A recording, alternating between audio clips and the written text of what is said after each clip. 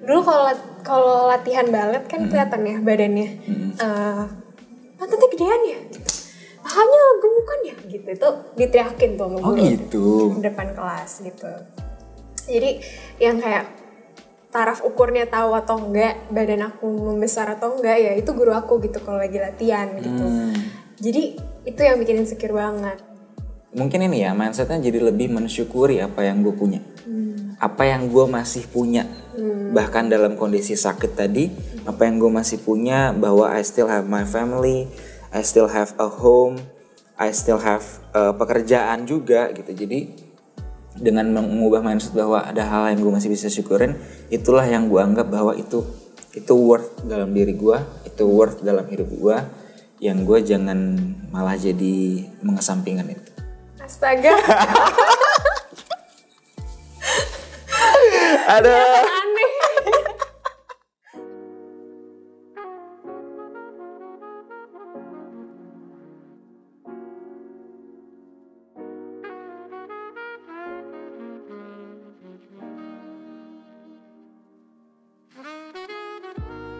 Pernahkah kamu merasa mengecewakan dirimu sendiri? Mengapa? Pernahkah merasa mengecewakan diri sendiri? Pernah. Sering mungkin ya. Oke. Kayak sesimpel komitmen-komitmen yang gak dijalanin. Janji-janji ke diri sendiri, niat-niat yang akhirnya gak dijalanin. Sesimpel misalnya gue mau nge-gym sore ini, gue akhirnya gak nge-gym. Atau gue mau mengubah satu sifat buruk gitu, tapi tetap aja masih keep doing the same mistakes. Akhirnya jadi ya di momen-momen itu ngerasa kecewa sama diri sendiri, ngerasa nggak bisa fulfilling the commitment. Okay. So even simple things, hal kecil pun bisa membuat kecewa ya diri sendiri. Okay. Terus bagaimana cara overcome itu? Overcome-nya,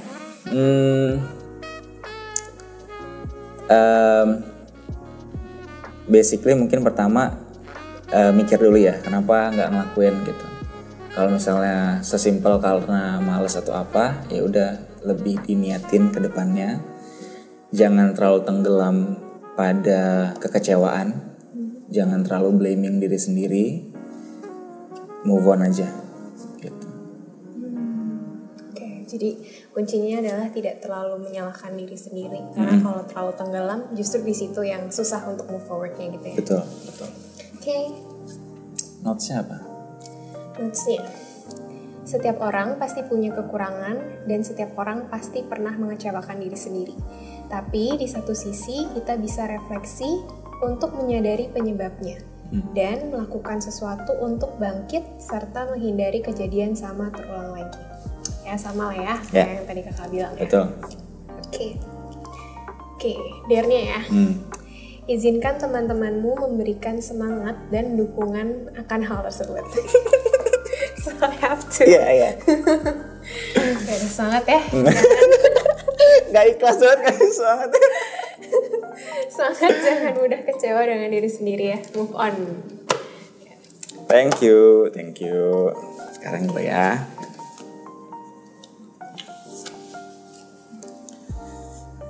Apa kebohongan terbesar yang pernah kamu sampaikan kepada orang lain? Oke. Kebohongan terbesar. Kebohongan bahwa I'm not okay, but I tell people that I'm okay. I think that's a lie. Because I lie to myself dan juga bohong ke orang lain. Kenapa merasa perlu bohong? Karena merasa kadang-kadang gak semua orang perlu tahu dan I'm not okay, dan itu bakal affect orang lain juga gitu. Mungkin itu. Jadi lebih mikirin perasaan orang lainnya, kondisi orang lainnya. In a way. Yes. Oke.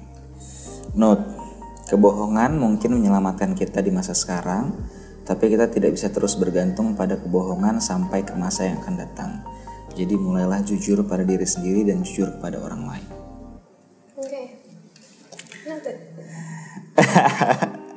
Der, ini Der agak susah karena kamu di tahun 2024 nih mengawali ya. Buat janji pada dirimu sendiri bahwa kamu tidak akan berbohong lagi. Kayak suruh bikin resolusi gitu ya. Betul. Ya udah, berarti ini harus gini nggak? Terserah. Kayak bikin ya di tahun 2024 ini mau berjanji ke diri sendiri untuk tidak berbohong lagi ke diri sendiri dan ke orang lain. So if you're not okay, tell us you're not okay. Okay. Apa yang biasanya kamu lakukan untuk membuat dirimu tenang saat rasa panik atau khawatir datang? Wah, ini questionnya should be for me ya. Karena saya orang yang bukan panikan ya. Apa yang bikin tenang kalau rasa panik nggak datang? Satu, nggak usah dipikirin gitu. Di apa ya, ibarat kata di hush gitu, di distract gitu, bahwa bentar itu cuman pikiran lo doang, cuman overthinking aja. Jangan kesana, jangan diikutin pikirannya. Yang kedua, biasanya gue mulai nge-list out apa hal-hal yang bikin gue panik, hal-hal yang kepikiran di otak gue supaya nggak penuh dalam kepala. Gue list out, lalu mulai mikirin ini ngerjainnya kapan, ini gimana, how to overcome this, segala macam gitu. Jadi lebih trying to memperkuat kontrol dengan cara list out dan memastikan ini bagaimana gue menyelesaikannya, caranya gimana, kapan, dan sebagainya. Jadi supaya nggak penuh di sini. Biasanya sih gitu sih. Kalau itu juga nggak bekerja, the last resort would be praying. Berdoa. Sudah mulai religious Udah ya. mulai religious ini 2024. Ya berdoa, karena mau gimana pun sama dengan berdoa itu kayak kita percaya bahwa I've done my best, sisanya yang nggak bisa kita antisipasi, I let God do the rest gitu. So bedain yang mana yang bisa dikontrol dan enggak. Yang bisa dikontrol kita kontrol sendiri. Kalau nggak bisa dikontrol, ya kita berdoa aja, semoga itu bisa dibantu oleh Tuhan gitu ya. Betul. Ambil waktu sejenak, take your time, prioritaskan keadaan dirimu jika memang itu tidak merugikan orang lain. Masing-masing dari kita punya cara tersendiri untuk mengatasi kepanikan dan tidak perlu khawatir untuk melakukannya selama itu hal positif. Dare-nya, ingat obrolan ini ya kalau nanti kamu sedang panik atau khawatir. Wah, ini kayak reminder for me ya. Benar. Sekarang gue ya. Wah, ini agak berat nih pertanyaannya. Jika dirimu di masa kecil melihat dirimu di masa kini, apakah dia akan bangga atau kecewa? Mengapa? Ini berat sih.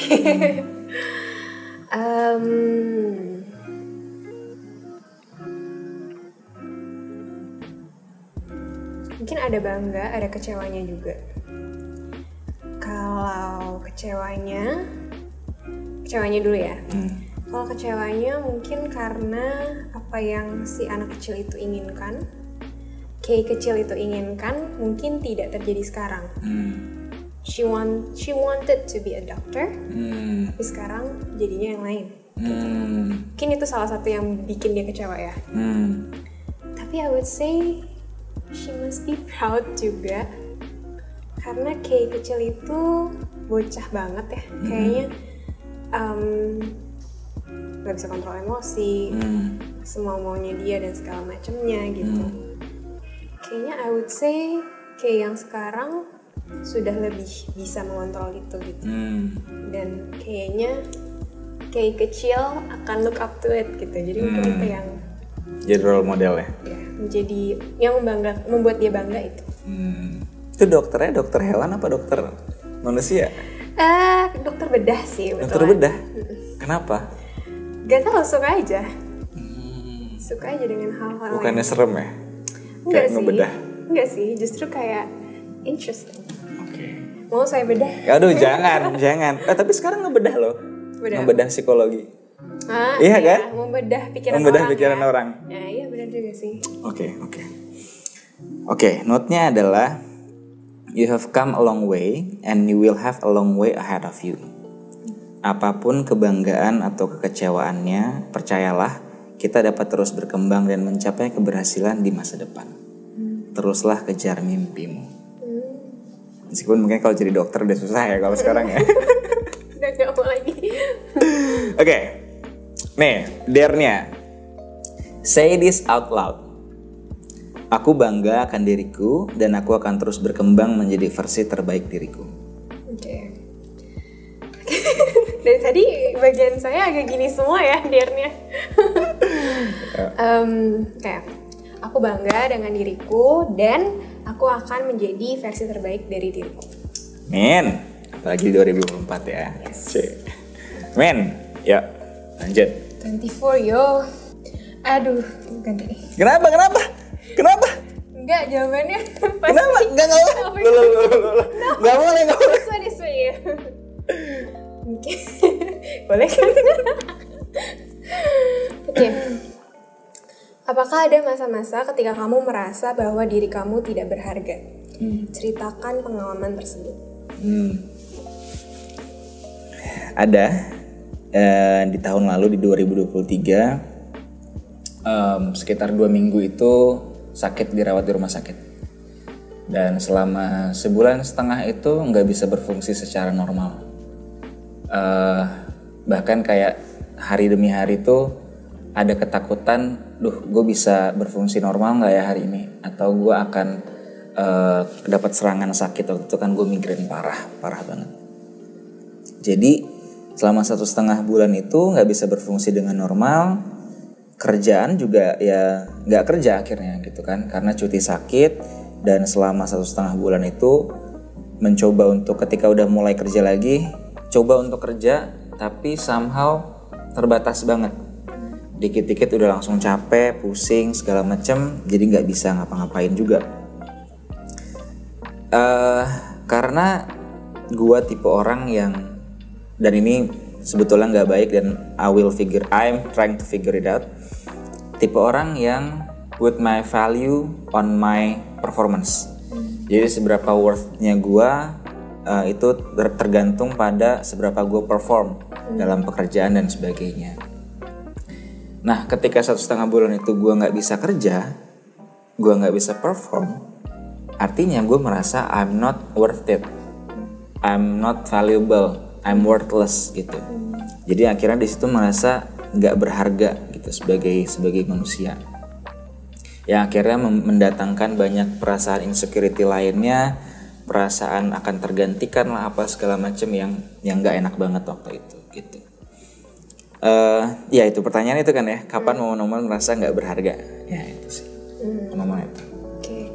Karena nggak bisa melakukan hal yang kakak anggap itu berharga, anggap itu adalah standar menilai diri kakak sendiri gitu. Dan ketika kakak merasa incapable of doing it, jadinya merasa nggak berharga gitu ya pada saat itu. Oke.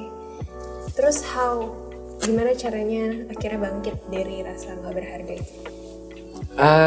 Mencoba untuk banyak ngobrol waktu itu ke beberapa teman dan sebagainya, ke atasan juga di kantor, dan dari environment yang positif itu memberikan insight-insight yang positif. Dan ya gue mencoba buka pikiran juga bahwa mungkin ini semua adalah dalam pikiran gue nih gitu.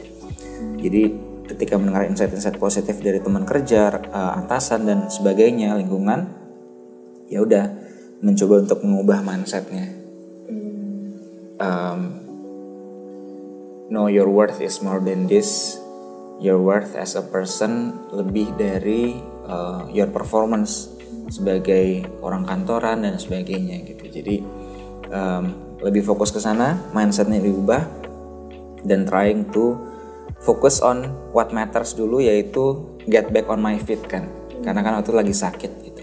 Jadi fokus menyembuhkan dulu, sampai ya pelan-pelan fisiknya sembuh, ya mentally juga pelan-pelan juga kembali lah gitu. Oke. Tadi kan kakak bilang mencoba mengingatkan diri bahwa I am worth more than my performance gitu. What are those things yang apa ya istilahnya kakak coba, gue tuh juga worth for this gitu, apa aja gitu kalau boleh. Oke. Sesimpel gimana gua sendiri hidup itu kan sebetulnya ada worth tersendirinya gitu. Bukan karena bisa jadi ada orang-orang lain di luar sana yang untuk hidup aja susah. Jadi lebih mungkin ini ya mindsetnya jadi lebih mensyukuri apa yang gue punya, apa yang gue masih punya, bahkan dalam kondisi sakit tadi, apa yang gue masih punya, bahwa I still have my family, I still have a home, I still have pekerjaan juga gitu. Jadi dengan mengubah mindset bahwa ada hal yang gue masih bisa syukurin, itulah yang gue anggap bahwa itu worth dalam diri gue, itu worth dalam hidup gue, yang gue jangan malah jadi mengesampingkan itu. Gitu sih. Okay. Nice. Okay. A note for you. Life is not about how many times you fall down. It's about how many times you get back up. Gak usah ya, ini Om Jaime. Oh iya. Om Jaime Escalante. Quotes ya. Iya. Quotes Batman juga. Anyway. Lanjut. Oke. Dare-nya adalah ketika kamu dalam kondisi merasa tidak memiliki apa-apa, sebutkan satu alasan mengapa kamu masih menjadi pribadi yang berharga. Nah, sebutin berarti, ya kan? Enggak, kan nanti ketika lagi masa-masa ini. Masa tidak berharga. Oke, sip. Oke, lanjut ya. Sekarang pertanyaan buat kamu. Sebutkan satu bagian tubuh atau wajahmu yang membuat kamu merasa paling insecure dan mengapa. Oke. Ini bohong kalau misalnya aku bilang nggak ada ya, pasti ada gitu. But I'm working on it. Kalau bagian tubuh ada banget, terutama karena aku nari juga. Kalau di balet kan harusnya badannya kecil-kecil ya, tapi kayak tipe badan aku kan enggak gitu. Terutama mungkin di bagian paha, pantat, dan lengan. Itu tanganku termasuk besar. Maksudnya bagian-bagian tubuhku yang itu tuh termasuk besar gitu. Termasuk besar? Iya. Oke. Jadi perlu lebih kecil lagi? Iya.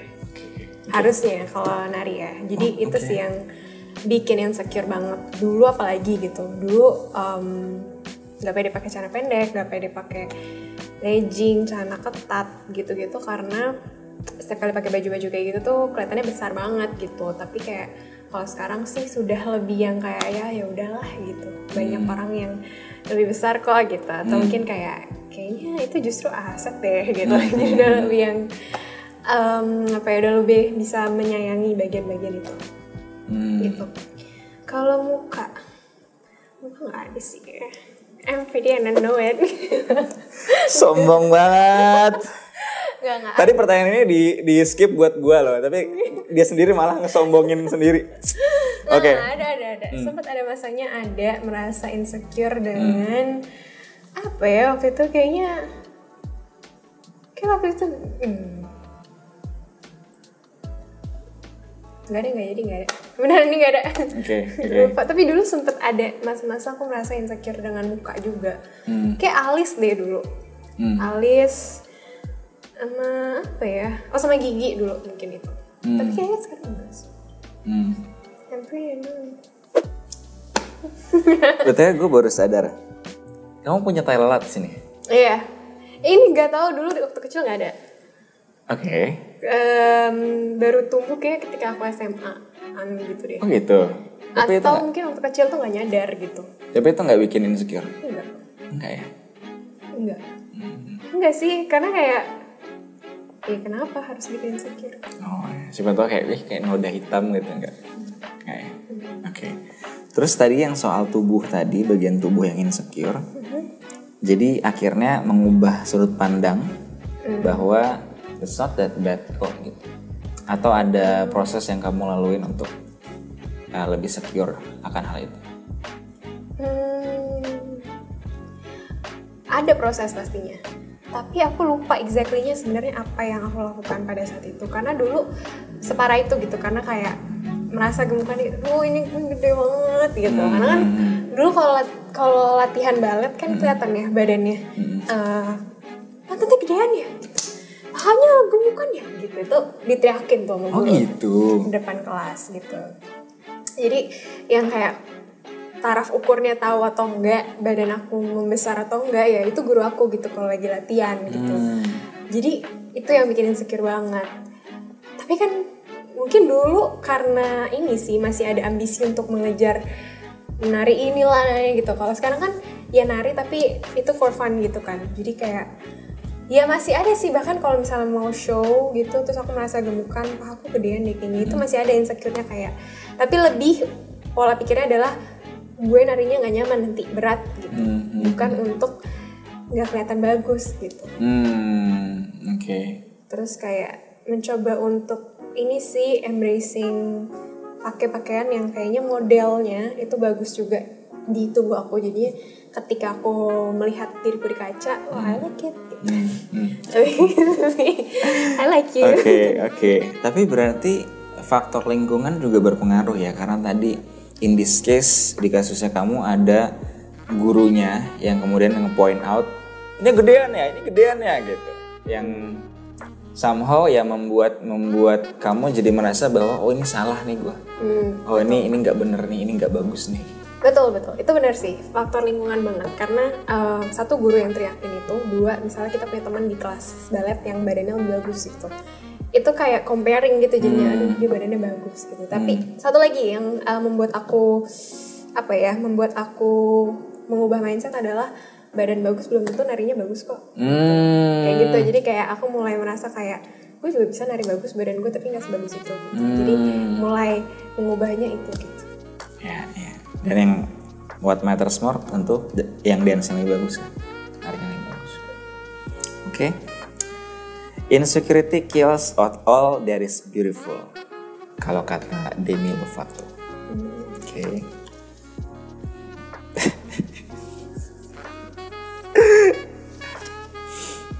Ini DR-nya harusnya kalau yang ini lagi rame-rame sih ya. Cuman ya udah. Banggakan pada teman-temanmu bagian tubuh yang kamu tidak sukai tersebut. Astaga. Ada. Aneh. Kalau konteksnya berdua doang. Iya, kalau konteksnya berdua doang aneh kan. Makanya kalau rame-rame ya bisa. Ya, I've good body bitch. And I'm proud of it. Oke. Cukup ya, nanti kamu malah makin narsis. Ayo, lanjut.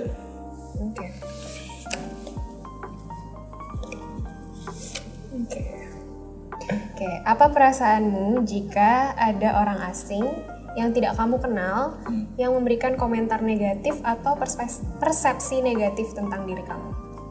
Bodo amat. I know the answer. Ya bodo amat sih ya, terutama kalau misalnya orang yang nggak kenal, kayak gimana dia ngejudge, gimana dia menilainya gitu. Berarti dia sangat judgmental di momen itu gitu. Baru ngeliat sekali atau gimana, terus tiba-tiba memberikan pandangan yang nggak baik gitu. Jadi kalau orang yang nggak kenal sih nggak terlalu mikirin ya, terutama kalau memang gue merasa dia nggak terlalu matter dalam hidup gue.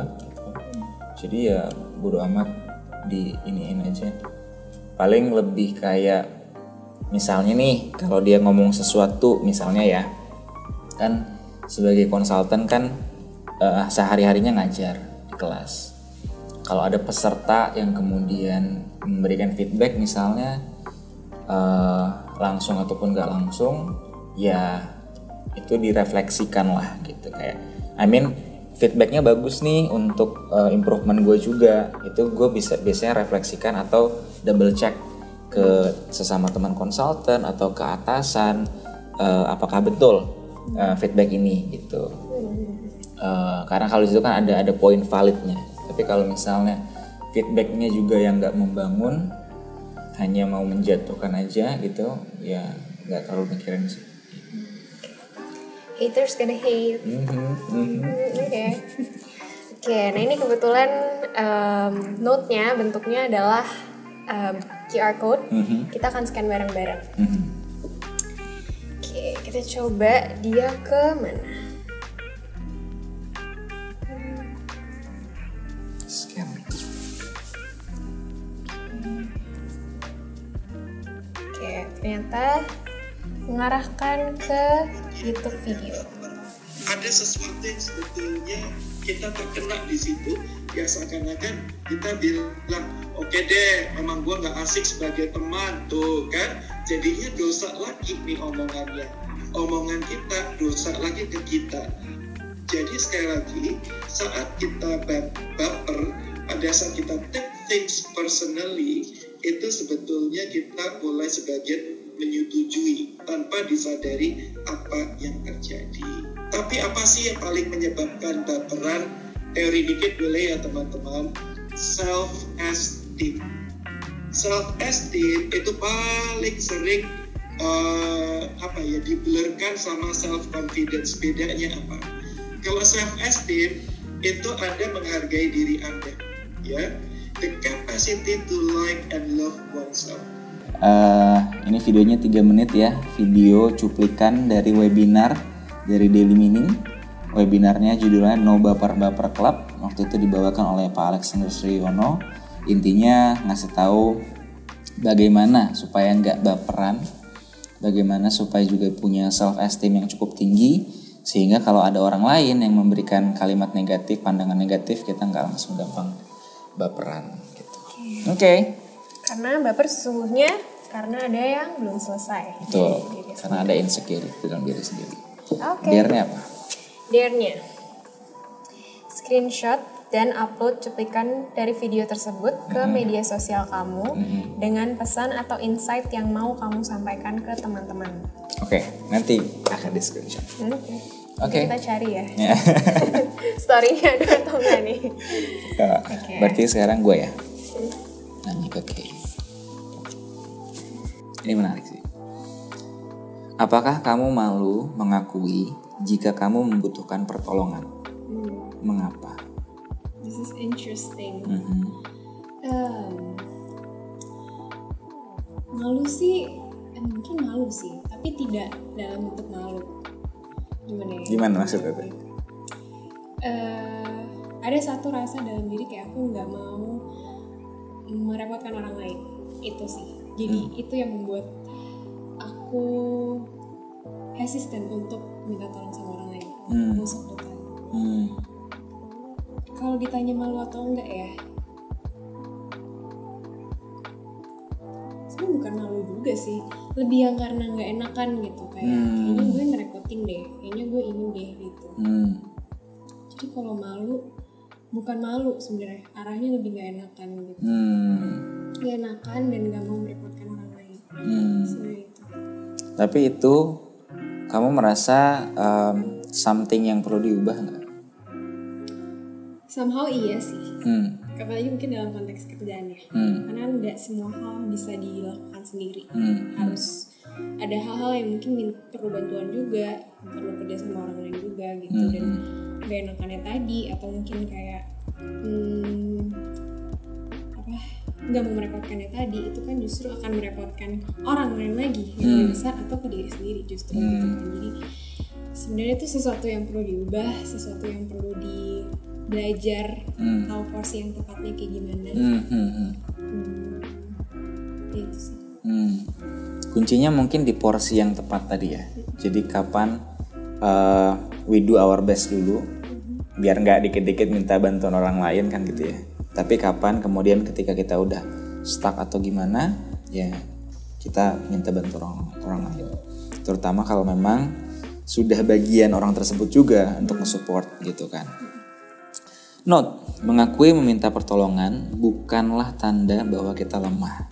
Di satu sisi bukan masalah kita mampu menghadapinya sendiri atau tidak, tetapi kehadiran orang lain bisa menambah makna dalam prosesnya. Oke, sebutkan satu hal yang butuh dibantu oleh temanmu saat ini dan biarkan temanmu membantu. Aduh. Ada yang butuh dibantu nggak? Modul. Itu bantuannya Andri ya. Nanti silakan Andri bantu Kay untuk membantu modulnya, ya kan? Oke. Belum ada ya. Oke. Lanjut. Oke, kita lanjut. Ya. Oke. Apakah kamu pernah menyembunyikan kelemahanmu dari orang lain? Mengapa kamu menyembunyikan kelemahan tersebut? Oke. Pernah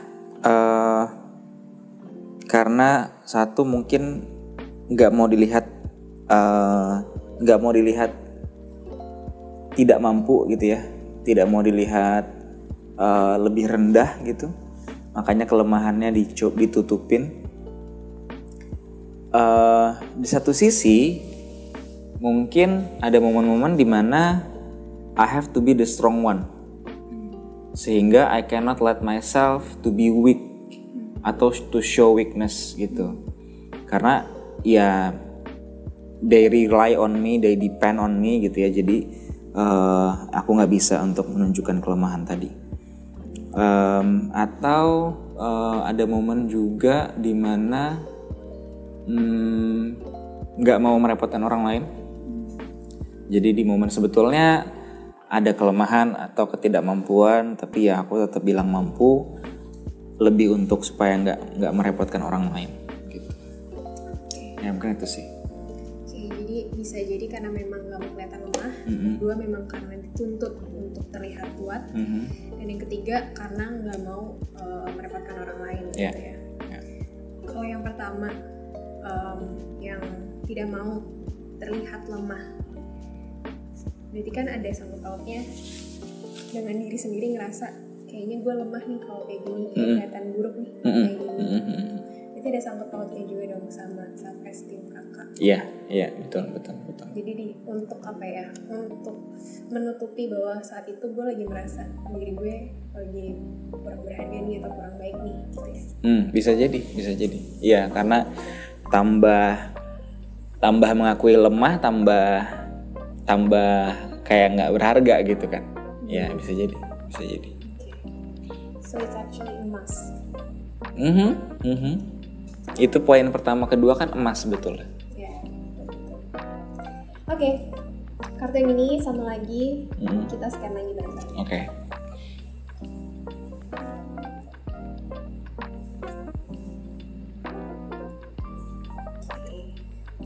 Masuk ke YouTube lagi, video lagi. Ini videonya nggak terlalu lama, 1 menit. Vulnerability is not a sign of weakness. It is a sign of strength. Justru dengan mengakui bahwa kita ada lemahnya di mana, kurangnya di mana, kita kemudian akan berusaha menjadi lebih kuat. Jadi teman-teman, kenapa bicara dengan rasa ini, it's okay to not be okay, menjadi tema. Bicaralah kepada diri sendiri. It's okay to not be okay. Karena sesudah kita bilang bahwa ini loh ada luka di sini dan di sini dan di sini, kita akan mencari obatnya untuk menjadi lebih sadari diri, sayangi diri. Dengan kita tidak sadari diri, kita lukanya ada di mana saja, gimana kita bisa lebih menyayangi diri dengan menyembuhkan luka-luka tersebut. That's the point. Make sense ya teman-teman? Mengenali luka kita ada di mana, ya, bahwa kita lagi nggak oke-nya di mana. Jadikan itu titik awal untuk menyayangi diri, justru dengan membuatnya menjadi lebih kuat. Jangan ditutupi teman-teman, jangan ditutupi. Terima kasih Bapak. This is interesting. Ya. Karena bukan berarti pakai topeng, tapi justru kita berusaha untuk ngobatin lukanya itu. Ibaratnya luka nih, koreng gitu. Kalau misalnya kita menutupi dan berusaha terlihat kuat, itu kan kita cuma plesterin doang kan. Tapi lukanya makin banyak gitu. Sedangkan kalau kita berani menghadapinya, kita obatin nih sakit gitu, sakit kita beraniin, kita obatin sakit-sakit, tapi abis itu ya dia akan sembuh dengan sendirinya pelan. Ya, betul banget. Oke. Nice. Oke. Dearnya, sama seperti tadi, screenshot dan upload cuplikan dari video tersebut ke media sosial kamu dengan pesan atau insight yang mau kamu sampaikan ke teman-teman. Oke, jadi 2 ya hari ini ya, gue akan screenshot. Tunggu di story-nya ya. Oke, baik. Oke. Apa nama Instagramnya? Ada di bawah sini. Gue ya berarti ya. Nanya ke kamu. Apakah kamu sering atau pernah menyalahkan diri atau menghukum diri sendiri? Ceritakan kejadiannya dan jelaskan mengapa. Oke. Pernah lah dan sering lah pastinya. Ketika lagi gagal melakukan sesuatu, atau mungkin bukan notabene-nya gagal, dinyatakan gagal, tapi kayak misalnya aku lagi melakukan sesuatu dan menurut aku ini tidak sesuai dengan yang harusnya aku rencanakan atau yang harusnya dari bayangan aku. Di situ aku merasa gagal dan di situ mungkin aku akan nyalahin diri sendiri.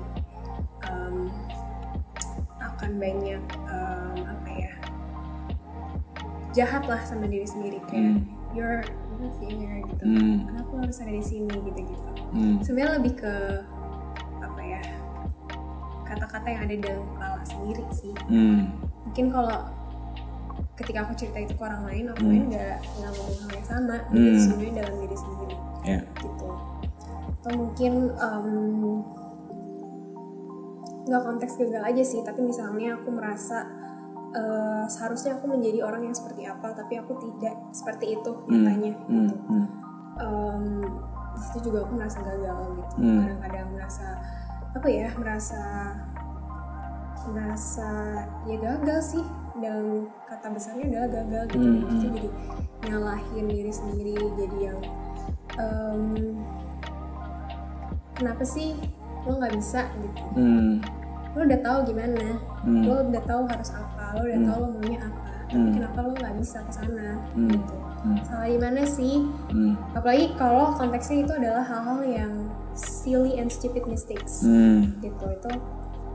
Itu sih menyalahkan diri, jahat banget sama diri sendiri. Jelaskan mengapa responnya ketika ada gagal dan sebagainya itu malah lebih menyalahkan atau menghukum diri sendiri. Karena nggak ada orang lain tuh blame. Orang pertama yang salah ini diri sendiri. Why should I blame other people? Ketika ada sesuatu yang terjadi kan, ya aku nggak tahu, tiap orang beda-beda. Tapi kalau aku ketika ada sesuatu yang terjadi, akan ke diri sendiri dulu. Salahnya di mana nih? Gitu. Apa yang kurang nih? Gitu. Iya, jadi aku merasa kayak nggak ada orang lain yang bisa aku blame selain diri aku sendiri dulu. Gitu. Oke. Kenapa? Mungkin kemudian setelah itu kan akan berpikir lagi salahnya orang lain di mana.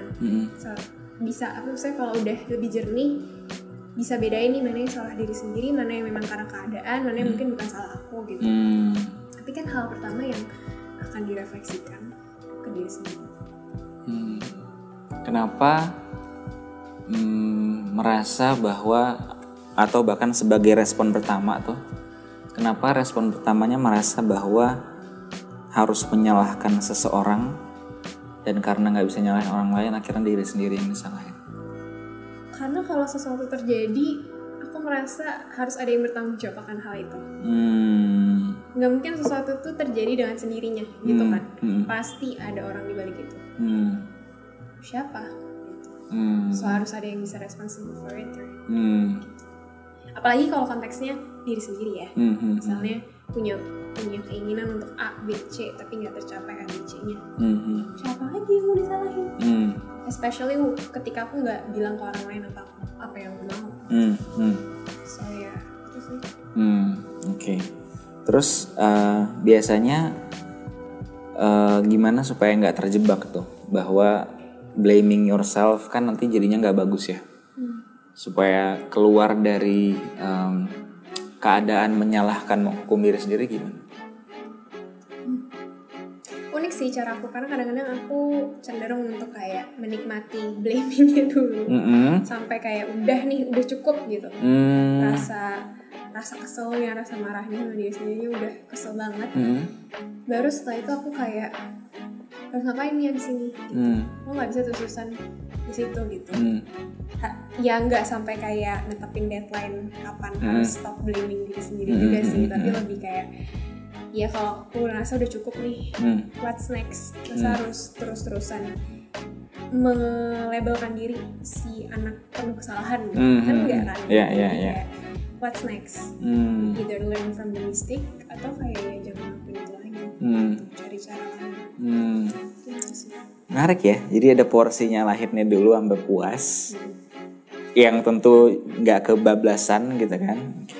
Ya tapi bahayanya di situ sih, kadang bisa jadi kebablasan dan kemana-mana kalau nggak diselesain dan nggak ditentuin kapan harus selesainya gitu.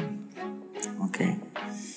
Jika kamu jika kamu merasa bersalah atas kesalahan yang kamu lakukan, penebusan terbaik adalah melakukan perbaikan untuk masa yang akan datang. Oke. Ini kamu dari tadi disuruh bikin janji banyak. Buat janji bahwa kamu tidak akan menyalahkan diri sendiri dan akan mulai berusaha menjadi sahabat untuk diri sendiri. Kayaknya kartu ini memang tahu bahwa kamu 2024 tuh harus bagaimana. Ya, buat janji. Oke. Di 2024, I promise to myself akan lebih baik ke diri sendiri, tidak terus menyalahkan diri sendiri. Boleh tahu kapan aku salah, kapan aku enggak. Boleh merasa gagal, tapi harus segera bangkit dan harus segera belajar dari itu. Amin. Good luck for the promise. Oke.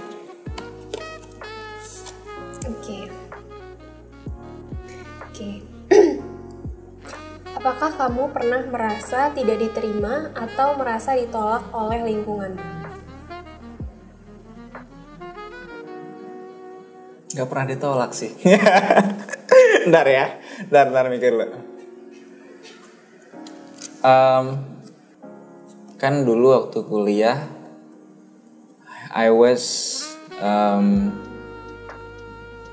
ya kalau kamu ngeliat aku sekarang kan ada ya kelihatan lah orangnya ambisius, perfeksionis, tukang ngatur ya kan.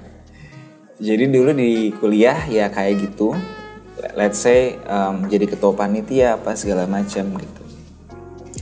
Ada momen-momen dimana ketika I want to do this better, I want to do this the best way, tapi memang ya teman-temanku waktu itu ya maklum lah lagi kuliah, toh juga bukan satu tugas organisasi yang dibayar juga, bukan pekerjaan dan sebagainya. Ya mungkin mereka melakukan sebisanya mereka. Yang mana aku merasa, aduh jangan gitu dong, lakuin lebih baik dong gitu. Nah, tapi dengan akunya seperti itu, mungkin akunya jadi lebih demanding banget. Mungkin juga jadi nggak berempati kepada mereka. Beranggapannya bahwa ya my way is the better way, do this gitu, do it like this gitu. Akhirnya ya jadi ada semacam apa ya, perlawanan mungkin, atau ya mungkin jadi guanya juga ngerasa lebih tidak diterima karena terlalu demanding in a way gitu, terlalu perfeksionis in a way gitu. Yang ya waktu itu jadi ngerasa ada momen-momen juga ngerasa jadi kayak kesepian karena kayak ya tidak ada yang mengerti sudut pandang gue waktu itu gitu. Jadi waktu itu mungkin merasa sedikit banyak tertolak lah ibarat kata gitu. Ya. Oh ya. Tiba-tiba keingetan dulu pernah mencalonkan diri jadi ketua BEM. I lost. Ada isu agama dan sebagainya waktu itu, dan ya itu merasa tertolak sih. Merasa tertolak ya gitu, padahal I did my best dan sebagainya, tapi ya itu kalah terus jadi merasa tertolak. Jadi pernah merasa tertolaknya karena cara diri sendiri yang mungkin gak sesuai sama orang-orang di sekitar pada saat itu, dan juga pernah merasakan ditolak karena politik gitu ya. In a way kayak politik gitu. Oke. Note. Kita bisa coba refleksi dan memperbaiki kekurangan jika ada. Namun, ingatlah bahwa tempat yang tepat akan menghargai kita secara tepat juga. Dare. Sampaikan pada teman-temanmu bahwa kamu sudah memaafkan orang-orang yang menolakmu pada saat itu. Silakan say hello. Hello. Sampaikan. Oke. Hello friends. Mungkin bukan memaafkan ya justru ya.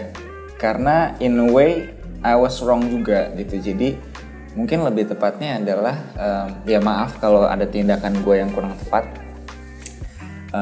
Ya gue juga memaafkan kalau ada tindakan-tindakan teman-teman yang juga mungkin kurang tepat buat gue, tapi gue nggak terlalu mikirin sih, gue nggak terlalu ini karena gue tahu in a way itu juga ada salah gue gitu. Jadi ya sorry, tapi thank you juga karena perilaku seperti itu kemudian membuat gue refleksi, oh ternyata gue begini, gue terlalu begini, gue kurang begini. Akhirnya ya berubah pelan-pelan gitu. Ada satu teman yang waktu itu pernah bilang gue kayak gini. Gue inget waktu itu lagi di kantin. Nar, coba deh lo lebih empati. Gitu. Dari situ itu stuck di pikiran gue sampai sekarang dan selalu jadi reminder bahwa Nar, coba lebih berempati. Gitu. Dan ya puji syukurnya kerja di Daily Meaning membantu gue untuk bisa lebih berempati. Kapan terakhir kali memaksakan diri menjadi orang lain agar diterima? Bagaimana rasanya? Oke.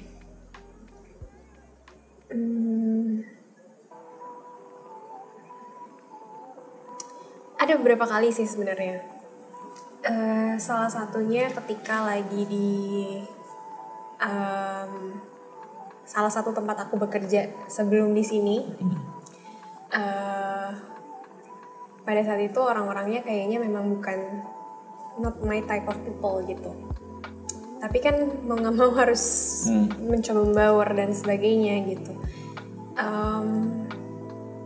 Jadi akhirnya berusaha banget tuh untuk kayak nyambungin obrolan dan segala macam. Terus mencoba untuk menjadi orang lain yang sebenarnya ini bukan gue gitu. Dari cara mungkin apa yang dibahas, apa yang bahkan sampai ke cara kerjanya dan segala macam. Terus tapi sampai di titik dimana kayaknya aku cuma bertahan kayak gitu mungkin sebulanan deh. Habis itu aku ngerasa kayaknya gue bukan kayak gini orangnya gitu. This is not me at all. Jadi akhirnya bukan menarik diri sih, tapi lebih yang membatasi aja seadanya gitu. Karena pada saat itu pada akhirnya sadar bahwa kalau emang ini adalah my kind of people, I don't have to adjust myself that much gitu. Kayak kalau mereka adalah my kind of people, mereka pasti akan accept gue apa adanya gitu. Jadi pada saat itu akhirnya kayak gitu. Meskipun selain konteks itu adalah kayak beberapa kali misalnya dalam pertemanan besar di misalnya padahal misalnya pertemanan besar terus ada 1-2 orang di dalam pertemanan itu yang gue kayaknya nggak cocok deh sama dia gitu. Dan kayak setiap kali sama orang itu gue harus menjadi versi diri gue yang lain yang sebenarnya gue nggak nyaman untuk jadi orang itu gitu. Itu ada juga kayak gitu. Lebih ke kalau konteksnya dalam yang grup besar pertemanan besar ini supaya tetap bisa enak aja sih temenan sama teman-teman di situ. Karena kan cuma 2 orang nih misalnya yang nggak cocok, ya udah gue berusaha untuk menjadi orang lain supaya bisa nyambung sama orang ini. Tapi yang nggak deket-deket banget sama yang 2 ini misalnya. Tapi kalau yang di konteks di tempat bekerja yang waktu itu, kayaknya memang sudah sampai di titik dimana gue merasa emang ini bukan gue banget gitu. Jadi lebih baik tinggalin aja atau maksudnya nggak usah ikutan lah sama mereka. Tetap nice, tetap baik sama mereka, tapi nggak usah maksain diri untuk fit in ke sana gitu. Oke. Note, ada kalanya kita perlu menyesuaikan diri dengan lingkungan dan keadaan Namun jangan sampai kondisi itu terlalu memaksa kita untuk berubah karena kita bisa kehilangan jati diri. Kayak yang kamu bilang tadi kan, menyesuaikan diri untuk kerjaan dan sebagainya, tapi ya ada batasannya. Oke. Kan? Ini bener nih, buat janji lagi kan? Bener, emang buat kamu tuh disuruh janji. Sorry nih, saya gak suka janji-janji soalnya sebenarnya. Ya oke, gak suka janji-janji palsu ya. Der, buat janji agar selalu menjadi diri sendiri dan tidak mencari penerimaan orang lain. Oke, tadi udah berapa kali janji kan? Saya berjanji pada diri sendiri. Ya, kembali lagi di 2024 ini berjanji kepada diri sendiri untuk bisa lebih menjadi diri sendiri, tahu kapan harus menyesuaikan diri, tapi jangan sampai melupakan diri sendiri yang sesungguhnya. Lebih tahu dan lebih menghargai keautentikan diri sendiri. Jadi ketika ada orang lain yang nggak nerima, ya udah, berarti that's not my kind of people, and I'm okay with that. Oke. Semoga bisa. Oke, nah sebetulnya masih banyak ya kartunya, isinya satu deck itu isinya 60. Cuman karena keterbatasan waktu, karena kita juga harus kerja lagi nih gitu, kita sekarang udahin dulu. Dan memang sebetulnya teman-teman nggak perlu mainin semua sih, senyamannya aja, secukupnya aja, sebisanya aja. Dan kalau udah selesai, kita akan pakai namanya satu kartu conclusion. Coba dulu kartu conclusion ya. Jadi kita akan baca kartu conclusion ini sebagai penutup. Apa hal baru yang kamu dapatkan setelah bermain bersama teman kamu hari ini? Coba ada dulu. Hal baru. Sebagai konteks, sebetulnya kita kan karena memang kita teman kerja dan sebagainya, kita udah sering ngobrol bareng juga. Jadi sebetulnya udah banyak hal-hal yang kita obrolin. Tapi tetap aja dari kartu bicara tentang rasa tadi ternyata ada hal-hal baru yang I didn't know before. Kayak misalnya Kay yang insecure dengan badannya yang kurang kecil untuk seorang balerina gitu ya. Itu satu gitu. Dan itu sih sebetulnya yang tadi yang paling baru buat gue gitu. Sisanya mungkin udah pernah sedikit banyak diobrolin, jadi kurang lebih udah pernah tahu juga gitu. Jadi itu yang menurut gue paling baru yang oke. Kalau aku sama ya, mungkin karena udah kenal Karina juga, udah melihat bagaimana dia bekerja setiap hari gitu kan. Jadi sebenarnya apa yang disampaikan Karina banyak yang oh ya pantesan ya Karina kayak gini gitu. Jadi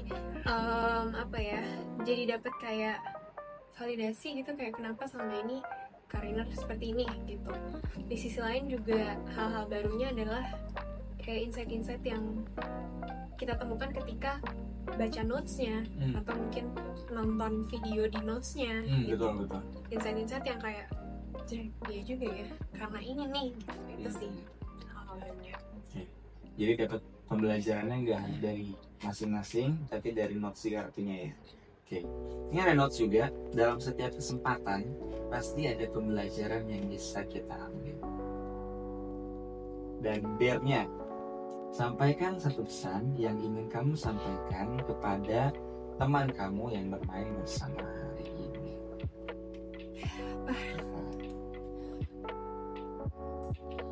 Pesannya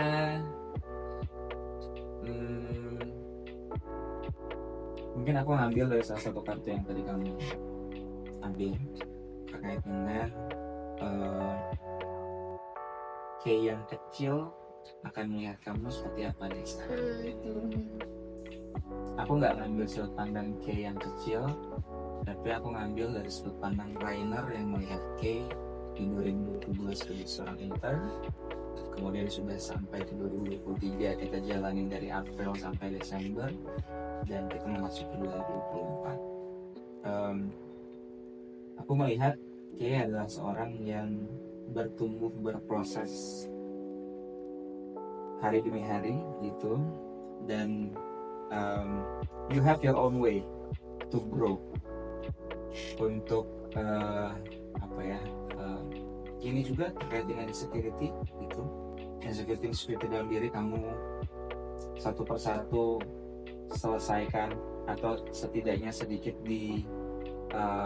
gali lebih dalam dan sebagainya. Jadi you have your own way to grow, and I believe you can still be growing di 2024 nanti in your own way.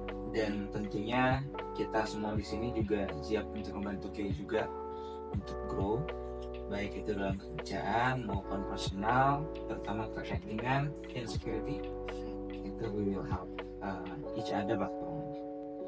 So looking forward untuk 2024 Kay bisa growing more dalam setiap hal. Siap. Kayak udah tua banget nih. Iya, aduh gue kayak tua banget ya. Anyway, Dari aku satu pesan apa ya? Dari jawaban kakak selama menjawab ini tadi, kalau kakak bilang kakak melihat aku berproses bertumbuh.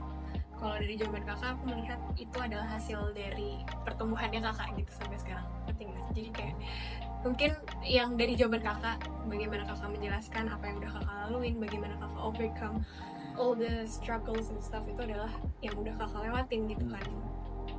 Jadi banyak belajar juga dari situ gitu. Dan meskipun Anda sudah tua, nggak terlalu tua ya. Kalian 30 sih, tapi nggak tua-tua banget. Meskipun Anda sudah tua, tapi kan Anda akan terus berkembang terus gitu kan, bertumbuh terus dengan segala yang sudah dilewati, dengan segala yang sudah dipelajari, dengan segala sesuatu yang udah lewat lah dari yang kakak jawab di sini juga gitu. So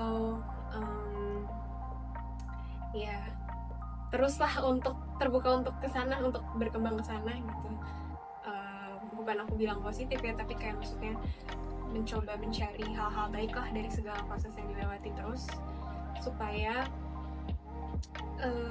semakin lebih kenal diri sendiri lagi, lebih mature lagi, dan menjadi yang lebih baik lagi. Amin. Oke. Thank you Kay.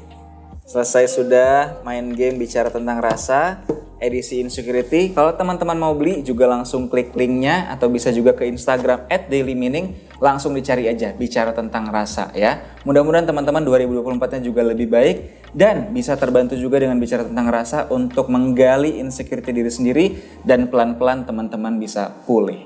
Thank you teman-teman semuanya. Good luck. Bye.